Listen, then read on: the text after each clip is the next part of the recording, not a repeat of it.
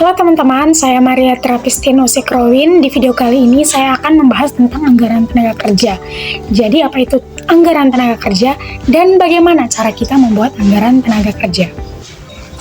Jadi anggaran tenaga kerja adalah anggaran yang merencanakan secara terperinci tentang upah yang akan dibayarkan kepada tenaga kerja untuk periode yang akan datang. Anggaran tenaga kerja meliputi rencana tentang jumlah waktu yang diperlukan untuk menyelesaikan satu satuan produk, tarif upah, dan waktu dikerjakannya. Yang berikut tentang jenis-jenis tenaga kerja. Yang pertama, tenaga kerja langsung. Jadi tenaga kerja langsung adalah tenaga kerja di pabrik yang secara langsung terlibat pada proses produksi dan biayanya dikaitkan pada biaya produksi atau pada barang yang dihasilkan. Yang kedua adalah tenaga kerja tidak langsung. Jadi tenaga kerja tidak langsung adalah tenaga kerja di pabrik yang tidak terlibat secara langsung pada proses produksi dan biayanya dikaitkan pada biaya overhead pabrik. Yang berikut adalah manfaat anggaran tenaga kerja. Yang pertama, penggunaan tenaga kerja lebih efisien. Yang kedua, pengeluaran biaya tenaga kerja dapat diatur lebih efisien. Yang ketiga, harga pokok barang dapat dihitung dengan tepat. Dan yang terakhir, sebagai alat pengawasan biaya tenaga kerja. Yang berikut, faktor-faktor yang mempengaruhi anggaran tenaga kerja. Yang pertama, tingkat upah. Yang kedua, kebutuhan tenaga kerja. Yang ketiga, produktivitas tenaga kerja. Yang keempat, regulasi tenaga kerja. Yang kelima, teknologi. Dan yang terakhir, faktor eksternal. Yang berikut adalah penyusunan anggaran tenaga kerja. Yang pertama, anggaran jam kerja langsung. Anggaran jam kerja langsung adalah waktu rata-rata dalam jam yang dibutuhkan buruh produksi untuk menyiapkan satu unit produk. Yang kedua, anggaran biaya tenaga kerja langsung. Anggaran biaya tenaga kerja langsung atau direct labor cost adalah biaya yang dapat dihubungkan secara langsung dengan pembuatan suatu produk, penyelesaian pekerjaan tertentu, atau penyediaan layanan. Yang berikut kita akan masuk dalam contoh kasus anggaran tenaga kerja. Di sini contoh kasusnya PT Jelita sedang mempersiapkan penyusunan anggaran tenaga kerja untuk tahun 2010. Data yang tersedia untuk keperluan tersebut adalah sebagai berikut. Yang pertama, tentang perkiraan penjualan. Di situ ada produk X sebanyak 30.000 unit, produk Y sebanyak 5.000 unit, dan produk Z sebanyak 20.000 unit. Yang kedua adalah data mengenai persediaan dalam kurung unit. Yang pertama, produk X, persediaan awalnya adalah 6.000, persediaan akhirnya adalah 8.000 unit. Produk Y, persediaan awalnya 15.000 unit, dan persediaan akhirnya adalah 11.000 unit. Sedangkan produk Z, persediaan awalnya adalah 8.000 unit, dan persediaan akhirnya adalah 10.000 unit. Bagian C, standar jam kerja dalam DLH. Produk X pada Departemen A sebanyak 2 DLH, Departemen B 1 DLH, dan Departemen C 4 DLH. Produk Y pada Departemen A 2 DLH, Departemen B 2 DLH, dan Departemen C 3 DLH. Produk Z pada Departemen A 2 DLH, Departemen B 1 DLH, dan Departemen C 2 DLH. Bagian D, upah kerja per DLH.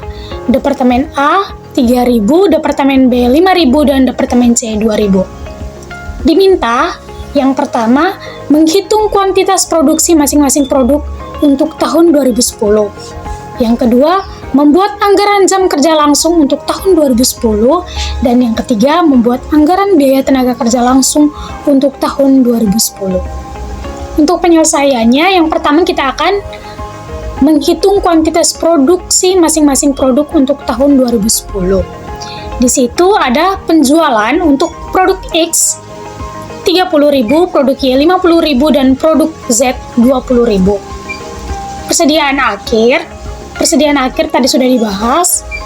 Produk X sebanyak 8.000, produk Y 11.000, dan produk Z 10.000. Barang tersedia untuk produk X, penjualan 30.000 ditambah persediaan akhir 8.000, maka produk tersedia 38.000. Produk Y, penjualan 50.000, persediaan akhir 11.000 dijumlahkan untuk menghasilkan barang tersedia pada produk Y sebanyak 61.000. Dan produk Z, penjualan 20.000 ditambah persediaan akhir 10.000, barang tersedia untuk produk Z 30.000. Persediaan awal untuk produk X 6.000, produk Y 15.000, dan produk Z 8.000. Jadi, total produksinya adalah barang tersedia untuk produk X 38.000 dikurangi persediaan awal 6.000, produksi untuk produk X adalah 32.000. Untuk produk Y, barang tersedia 61.000 dikurangi persediaan awal 15.000, barang produksi adalah 46.000. Dan untuk produk Z, barang tersedia 30.000 dikurangi dengan persediaan awal 8.000 menghasilkan hasil produksi 22.000. Yang kedua, kita akan membuat anggaran jam kerja langsung untuk tahun 2010. Jadi untuk produk X, produk yang akan diproduksi sebanyak 32.000. Pada departemen A, standar jamnya 2, DOH-nya 64.000 didapat dari 2 dikali 32.000. Untuk departemen B, standar jamnya 1, DOH-nya 32.000 didapat dari 1 dikali 32.000. Sedangkan pada departemen C, standar jamnya 4, DOH-nya 128.000 didapat dari 4 dikali dengan 32. Total DLH untuk produk X adalah 224.000 didapat dari jumlah departemen A, departemen B, dan departemen C. Begitupun dengan produk Y dan produk Z, cara kerjanya sama. Yang berikut, kita akan menghitung anggaran biaya tenaga kerja langsung untuk tahun 2010. DLH tadi kita sudah dapat pada perhitungan kedua. Untuk produk X 64.000, produk Y 92.000, dan produk Z 44.000. Tingkat upah untuk produk X 3.000, produk Y 3.000, dan produk Z 3.000. Jadi jumlahnya produk X 64 dikali 3 hasilnya 192.000,